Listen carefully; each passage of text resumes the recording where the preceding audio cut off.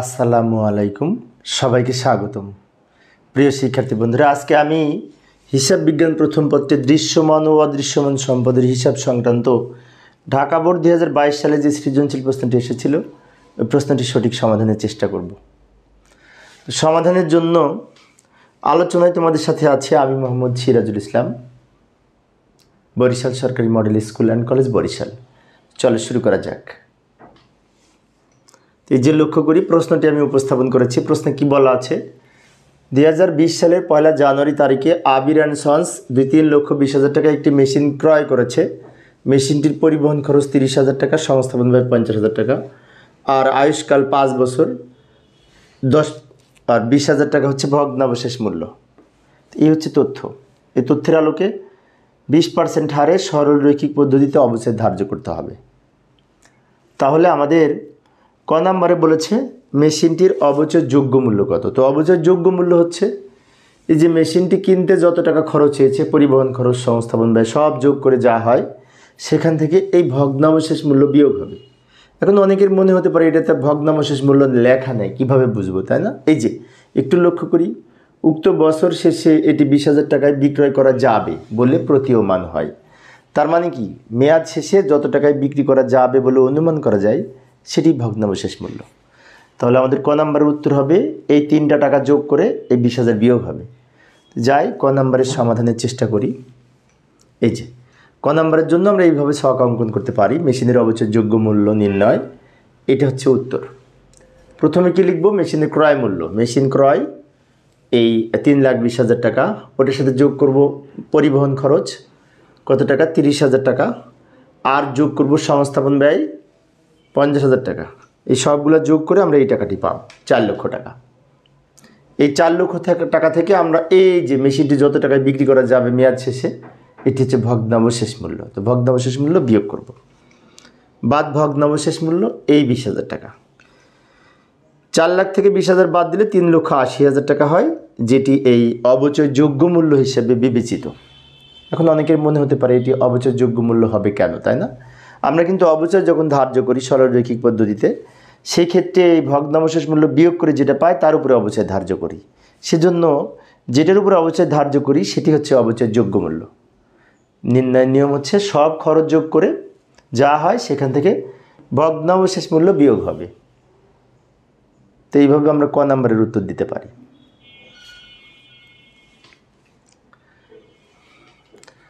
তো প্রশ্নটি আবার পড়ি। খ নম্বরে বলেছে এই যে 2020 সালের 2021 সালের জাবেদা দাখিলা দেখাও। ব্যাখ্যার প্রয়োজন নাই। তাহলে আমরা এই তথ্যের আলোকে 2020 এবং 21 সালের জাবেদা প্রস্তুত করব। এখন 2020 সালে কিন্তু মেশিনটা ক্রয় করেছে জানুয়ারি 1 তারিখে। মেশিন কিনতে আরও যে সমস্ত খরচ হয়েছে সব যোগ করে 4 লক্ষ টাকা নিয়ে জাবেদা করব, যে মেশিন ডেবিট আর ব্যাংক ক্রেডিট বা নগদান ক্রেডিট যাই বলি না কেন, আর পরের বছরগুলোতে অবচয় নিয়ে জাবেদা হবে। তো যাই আমরা জাবেদা করার চেষ্টা করি। এই যে উপরে উদ্দীপকের অংশটা নিয়ে এসে রাখলাম, এইখানে আমরা জাবেদা ছক অঙ্কন করলাম। মেশিন ডেবিট 2020 সালে জানুয়ারি 1 তারিখে মেশিন যেহেতু ক্রয় করেছে, তাহলে জাবেদা করব মেশিন হিসাব ডেবিট আর নগদান হিসাব ক্রেডিট বা ব্যাংক হিসাব ক্রেডিট দিতে পারি, সমস্যা নেই। টাকা হবে কত?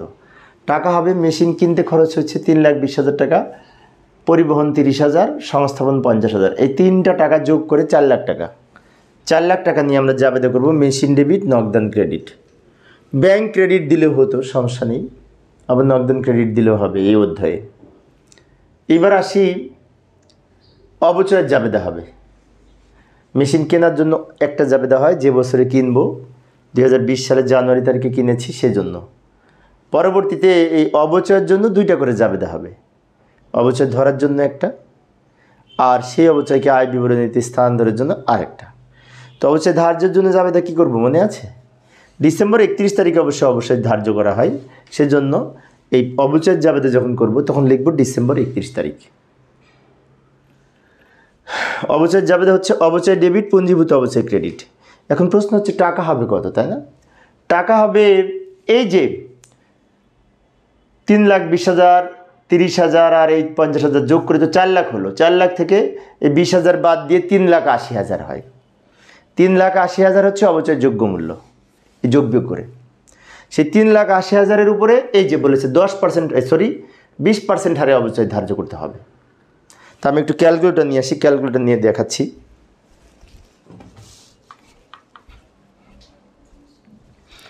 তো আমরা তাহলে অবচয় ধার্য করব 3,80,000 ইন্টু 20%, 20%, এই যে 76,000 টাকা অবচয়।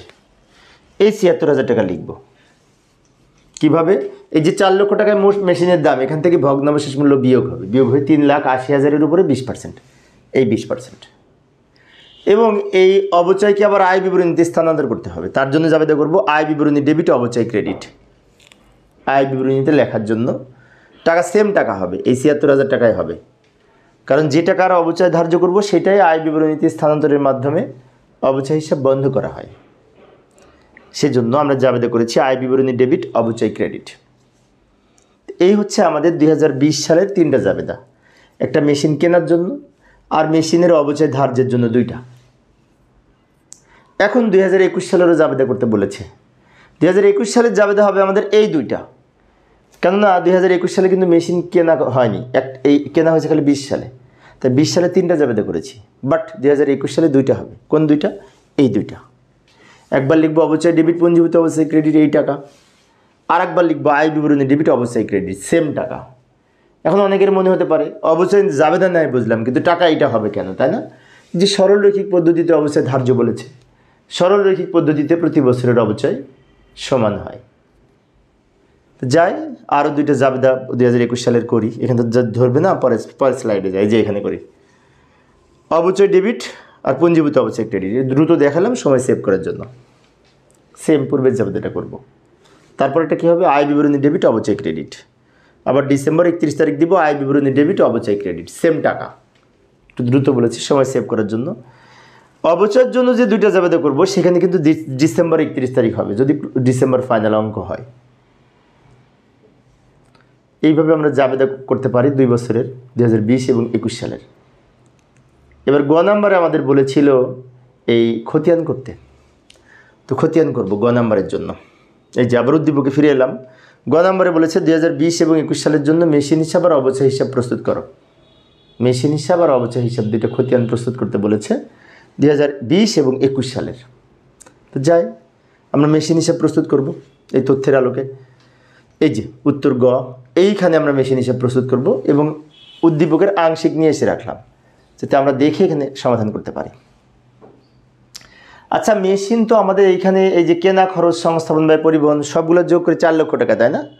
জাবেদাতেও করেছিলাম কিন্তু মেশিন ডেবিট, নগদান ক্রেডিট কত টাকা? 4 লক্ষ টাকা, বা ব্যাংক ক্রেডিট দিতে পারতাম, সমস্যা নেই।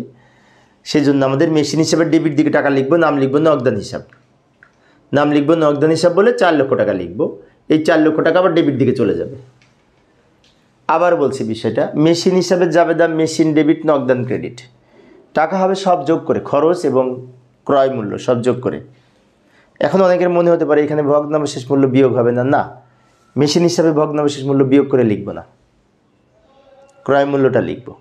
ক্রয় মূল্য বলতে বোঝায় মেশিনের যত টাকা কিনেছি তার সাথে সংস্থাপন ব্যয় সহ অন্যান্য খরচ যোগ করে ক্রয় মূল্য হয় মেশিনের মোট ক্রয় মূল্য, সেটা লিখব। তার জন্য জাবেদা হচ্ছে মেশিন ডেবিট, নগদান ক্রেডিট। তো মেশিন হিসাবে ডেবিটে লিখলাম, নাম লিখলাম নগদান হিসাব, এবং এই ডেবিটের টাকা আবার ডেবিট দিকে চলে যাবে নিয়ম অনুযায়ী। এটা হচ্ছে আমাদের নগদানের খতিয়ান।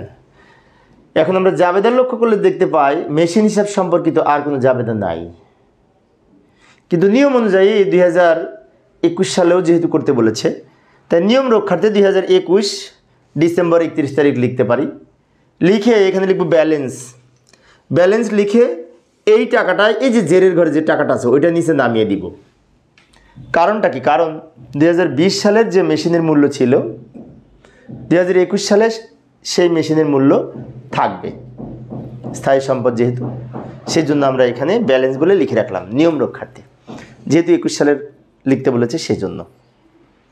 এখন অনেকের মনে হতে পারে আমি যদি এইখানে লিখতাম, না এইখানে লেখা যাবে না, এই টাকাটা যদি এইখানে না লিখে এখানে লিখি, এই টাকাটা নিচে নামাই, তাহলে কিন্তু আবার নিয়ম অনুযায়ী এই ডেবিটের সাথে ডেবিট যোগ করে এখানে বেড়ে যাবে মেশিনের মূল্য, কিন্তু মেশিন তো বাড়েনি, সেজন্য ওই জেডটাই নিচে নামিয়ে রাখবো। এই হলো মেশিন হিসাব। আরেকটা হিসাব করতে বলেছে অবচয় খরচ হিসাব, দুইটা খতিয়ান করতে বলেছে। তো অবচয় খরচটা করার জন্য জাবেদাটা এখানে নিয়ে এসে রাখলাম, এটা দেখে দেখে আমরা এটা প্রস্তুত করব। একটা জাবেদা নিয়ে এসেছি, সমস্যা নেই। সেম যেহেতু টাকা 2020 সালে এবং 2021 সালে আমরা যখন জাবেদা করেছি সেম জাবেদা ছিল অবচয় সংক্রান্ত। অবচয় ডেবিট, পঞ্জীভূত অবচয় ক্রেডিট, আয় বিবরণী ডেবিট, অবচয় ক্রেডিট, এই দুইটা জাবেদাই কিন্তু ছিল, মনে আছে জাবেদা যখন করেছি। তো এইটা দেখে আমরা 2 বছরের জাবেদা এই খতিয়ান করতে পারবো। তো আমরা অবচয় খরচ হিসাব প্রস্তুত করব। আরেকটি বিষয় বলে রাখি, আমাদের উত্তরের অংশ কিন্তু নিচের অংশটুকু, উপরেরটা কিন্তু রাফ, ওই জাবেদা করা ছিল ওখান থেকে নিয়ে এসেছি, যাতে ওটা দেখে দেখে আমাদের লিখতে সুবিধা হয়। এখানে কি বলেছে, অবচয় খরচ ডেবিট, পঞ্জীভূত অবচয় ক্রেডিট। তো অবচয় খরচের ডেবিট দিকে টাকা লিখবো, নাম লিখবো পঞ্জীভূত অবচয়। এখানে তারিখের ঘরে কি লিখবো, তারিখের ঘরে লিখবো 2020 ডিসেম্বর 31, কারণ অবচয় ধার্য করা হয় ডিসেম্বর 31 তারিখে। এবার এখানে লিখবো এই যে অবচয় ডেবিট দিকে টাকা লিখবো, নাম লিখবো ওই ক্রেডিটের নামটা, পঞ্জীভূত অবচয় হিসাব। আর অবচয়ের যেহেতু ডেবিট দিকে ৭৬,০০০ টাকা ডেবিট দিকে লিখবো, এবং এই ডেবিটের টাকা ডেবিটে চলে যাবে। আবার আছে আয় বিবরণী ডেবিট, অবচয় ক্রেডিট। তাহলে ডিসেম্বর 31 তারিখ দিয়ে আয় বিবরণী নাম লিখে, যেহেতু অবচয় খরচ ক্রেডিট, ক্রেডিট দিকে টাকা লিখব। এই যে আয় বিবরণীর নাম লিখব, আর অবচয় খরচ যেহেতু আমরা খতিয়ান করতেছি, অবচয় খরচের কোন দিকে টাকা, ক্রেডিট দিকে, তাই ক্রেডিট দিকে টাকা লিখব। অবচয় খরচ যখন হিসেব করবো আমরা তো খতিয়ান করতে পারি, অবচয় খরচের যেদিকে টাকা আছে সেদিকে বসবে, ক্রেডিটে টাকা আছে ক্রেডিটে বসেছে। আর এখানে নাম লিখতে হবে উল্টাটা। এবার জের করব, এটাও ডেবিট, এটা ক্রেডিট, তাহলে ডেবিট থেকে ক্রেডিট বিয়োগ করে কিছু থাকে না, ইচ্ছে করলে শূন্য লিখতে পারি, অর্থাৎ অবচয় হিসাব বন্ধ হয়ে গেছে, সেজন্য শূন্য হয়েছে। এখন 2021 সালে আবার সেম এই জাবেদা হবে, করেছি আমরা জাবেদা 2021 সালে সেম, তাহলে এটা দেখে লিখতে পারি আমরা, কেন 2 বছরের জাবেদা সেম। আবার অবচয় খরচের ডেবিট দিকে টাকা লিখবো, নাম লিখবো পঞ্জীভূত অবচয় বলে, ডেবিট দিকে টাকা লিখবো, ডেবিটের ঘরে লিখবো, জেরের ডেবিটে। আবার আয় বিবরণী নাম লিখে অবচয়ের ক্রেডিট দিকে টাকা লিখবো, ডেবিট থেকে ক্রেডিট বিয়োগ করে শূন্য হবে। এইভাবে আমরা অবচয় হিসাব প্রস্তুত করতে পারি এবং মেশিন হিসাব প্রস্তুত করতে পারি জাবেদা সহ। অনেক সহজ প্রশ্ন ছিল, তাই না? আশা করি তোমরা পারবে। তো প্রিয় শিক্ষার্থী বন্ধুরা, এই ছিল আমার আজকের আলোচনার বিষয়। আমি শিক্ষার্থীদের অনুরোধে অনলাইনে ক্লাস নিই। পরিশেষে সবাই ভালো থাকবে এবং সুস্থ থাকবে, এই কামনায় খোদা হাফেজ।